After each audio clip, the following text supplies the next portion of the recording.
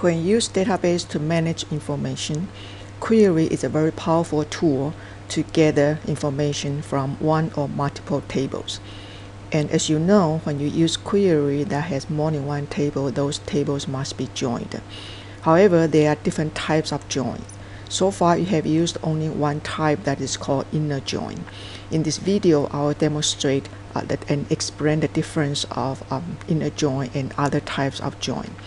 The data I'm using right now has 3 different tables. It's about scholarship.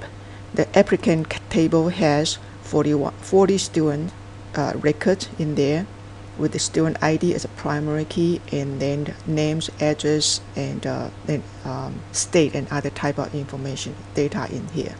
The award table has 18 records that has award numbers, the names, the award amount, and other guidelines.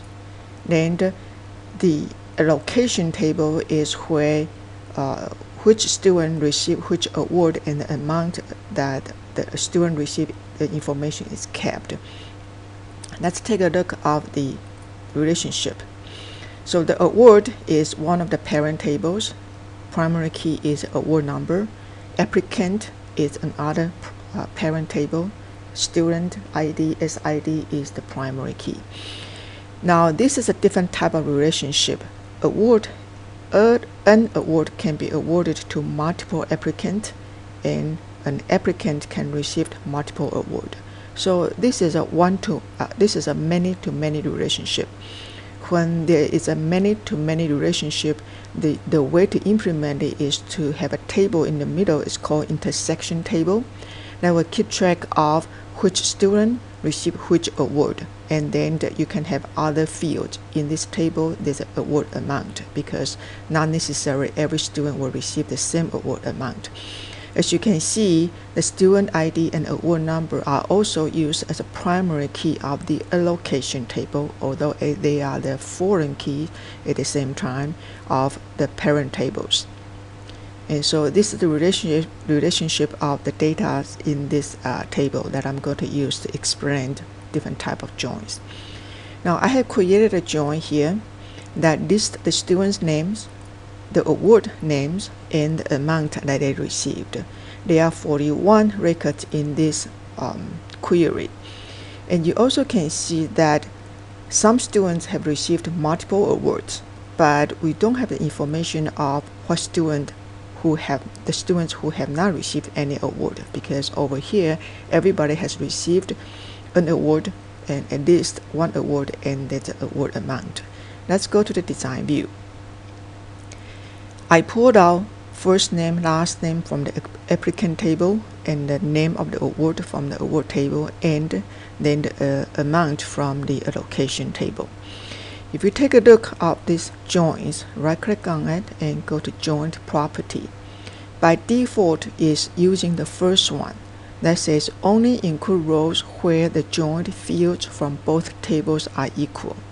The same for the other join. So what it means is that it shows only those applicants who have received some award. It also shows only the award that have been awarded to applicant. So if we want to find out which student who does not receive an award, that information will not be available using this type of join. So I'm going to make it a bit easier, take the award table out and just concentrate on 2 tables at one time. So over here we have only students received award and the amount that they received. We don't have the award name in this case. But we still don't have the information of the students who have not received any award. For that to work is that we want all the student records in here, and regardless the student ID showed up in the allocation table or not. So let me say that again. We want to have all the records in applicant table to show up, regardless if that record showed up in the allocation table or not. To do that, we will need to modify the join to select option number 2 that say includes all records from the applicant and only those from a location where the join fields are equal. Okay. With that, we're going to run it.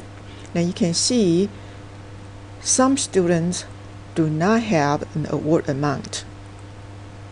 Now, we have 50 records. Some students, we have 40 students, but some students have received multiple awards, and some students who have not received any award. Now, if we want to see only those students who have not received any award, you will need to use the search criteria called is null without double quotation marks. So what I say is that if the field is empty, run it again. Now we know this group of students, 9 of them have not received any award amount. And this type of join, you can see that the arrow pointing towards the child table. This type of join is called left join, because if you go to the join, the applicant is the left table, the allocation is the right table. So if we want all the records in the left table, regardless it shows up in the right table or not, we use a left join, and that is option number 2. If we click the third one, then it's called a right join. Then it will show all the records in the allocation table, regardless it showed up in applicant table or not. That is not applicable in this database. It's because you will not have a location that does not belong to or assigned to or awarded to an applicant. So we will be using a left join instead of a right join. So you can see that there are 3 types of joins. One is the inner join. That is the first one, the first join that is called inner join, that would list all the records showed up in both tables.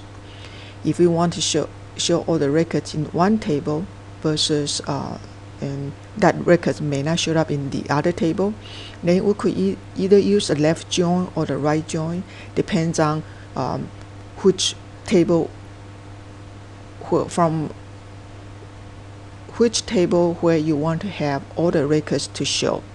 The position of the tables being on the right or on the left is irrelevant. That doesn't mean the one on the right is the right table, the one on the left is the left table.